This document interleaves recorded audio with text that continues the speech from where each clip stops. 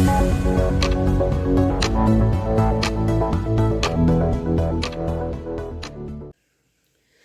तरफ पूरे देश में अयोध्या में श्री राम मंदिर प्राण प्रतिष्ठा को लेकर उत्साह है।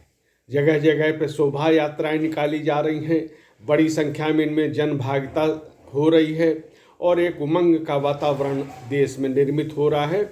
यह सहज स्वाभाविक है।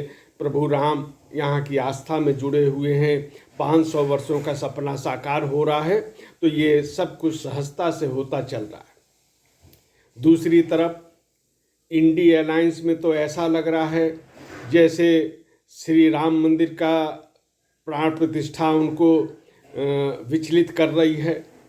हिंदू आस्थाओं पर प्रहार करने की एक प्रकार की होड़ लगी हुई है और ये जो जनमानस को समझने में विपक्षी इंडी अलायंस असमर्थ हो रहा है। यही कारण है कि आस्था पे ऐसे ऐसे प्रहार किए जा रहे हैं जो किसी अन्य धर्म के बारे में उसमें से कुछ भी अंश बोल दें तो इन सबको अपनी अपनी औकात भी पता चल जाएगी।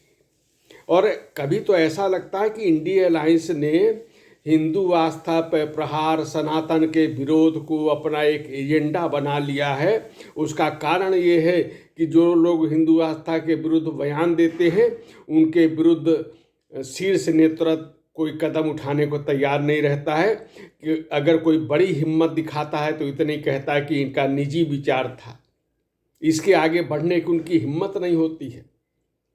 इंडिया अलायंस का एक घटक तो ऐसा है जिसने कहा कि उसका तो जन्म ही सनातन के उन्मूलन के लिए हुआ है। यही यूपीए की सरकार थी जिसने सुप्रीम कोर्ट में लिख कर दिया था कि भगवान राम के अस्तित्व का ऐतिहासिक प्रमाण नहीं है, काल्पनिक हैं। राम सेतु के विध्वंस की पूरी योजना बना ली गई थी। यह इनकी पृष्ठभूमि है। मैं बहुत पीछे इतिहास में जाना भी नहीं चाहता। इसके बाद कांग्रेस के पूर्व अध्यक्ष कहते हैं कि मंदिरों में जो मूर्तियां हैं वो शक्तिहीन हैं। कांग्रेस का वर्तमान अध्यक्ष कहता है कि नरेंद्र मोदी तीसरी बार जीत गए तो सनातन आ जाएगा। यह धारणा। समाजवादी पार्टी का एक राष्ट्रीय महासचिव कुछ समय के अंतराल पे इस प्रकार के बयान देता है। इस सारी उनका जो ज्ञान है पिछले 1.5 वर्ष में जागृत हुआ है। पहले वो अलग भूमिकाओं में थे, अलग अलग पार्टियों में थे तो अलग अलग विचार थे। बिहार का मामला भी दिलचस्प है। आरजेडी के एक मंत्री और विधायक किस प्रकार के बयान दे रहे हैं ये देश देख रहा है। उन्होंने कहा कि मंदिर बन जाएगा तो गुलामी की मानसिकता बढ़ेगी।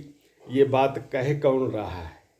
ये बात वह नेता कह रहा है जिसने राजनीति में एक परिवार की गुलामी को अपना लक्ष्य बना लिया है और इसी आधार पर उसकी राजनीति चल रही है। ये मानसिक गुलामी की बात कर रहा है।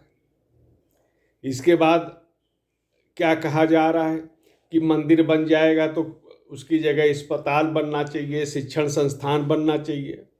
फिर आप ध्यान दीजिए, ये दिलचस्प और विडंबना भी है। ये वह आरजेडी के नेता कह रहे हैं जिसके शासन 15 साल दे रहा बिहार में और इन 15 सालों में अस्पतालों की और शिक्षा की क्या जग हसाई होती थी, ये भी इन लोग को याद रखना चाहिए। आज वो लोग कह रहे हैं कि शिक्षा का महत्व बता रहे हैं, चिकित्सा का महत्व बढ़ा रहे हैं।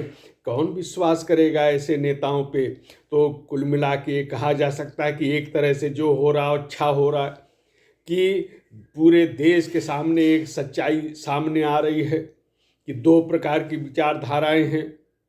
एक तरफ सुशासन है और सांस्कृतिक राष्ट्रवाद है, राष्ट्रीय गौरव है, राष्ट्रीय स्वाभिमान है। एक तरफ हिंदू आस्थाओं पर प्रहार करने वाले लोग हैं। जनता जनार्दन के सामने स्थिति पूरी तरह स्पष्ट हो चुकी है। उन्हें इन 2 विचारधाराओं में चयन करना है और ये केवल सनातन की बात नहीं है बल्कि सुशासन के माध्यम से गरीबों के कल्याण के कार्य जो राम राज्य की कल्पना थी उसको भी साकार किया जा रहा है। तो इस आधार पे मतदाताओं के सामने बहुत एक स्थिति स्पष्ट होती जा रही है।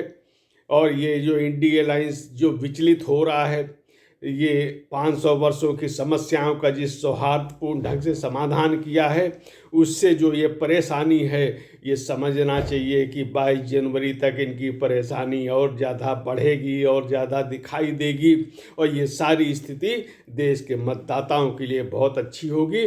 उनके सामने दो विचारधाराओं में से एक चुनने का पूरी तरह अवसर होगा।